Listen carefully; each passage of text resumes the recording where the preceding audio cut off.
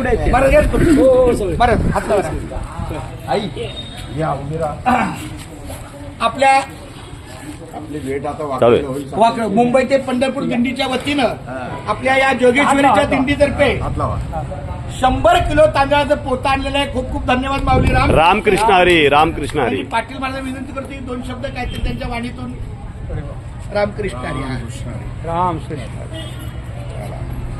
मुंबई ते पंढरपूर पायदिंडी सोहळा गेली 47 वर्ष पूर्ण होत आहेत. गुरुवर्य वैकुंठवासी कारंडे महाराज सर्वांच्या सहकार्यानं चालू असलेला एकट्याचा नाही खेळ म्हणून मेळ मिळवला. पंढरीची वारी आहे माझ्या घरी अनेकांना करी तीर्थोर्थ. संतामुखी देता अन्न कोटी कुळे उधरती. संतांच्या मुखामध्ये अन्नदान म्हणजे वारकरी असो.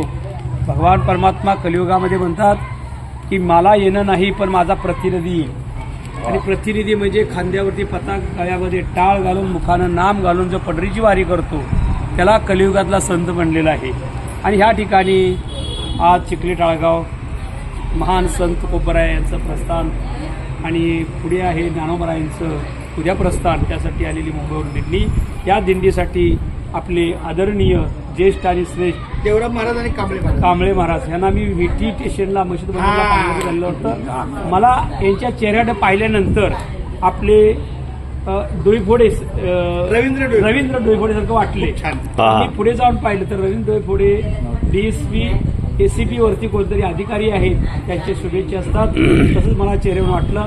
तुम्ही इथपर्यंत आला आणि आम्हाला ते सहकार्य केल्याबद्दल आपल्या संत रोहिदास सेवा मंडळ मुंबई पंढरपूर दिंडीतर्फे तुम्हाला धन्यवाद देतो.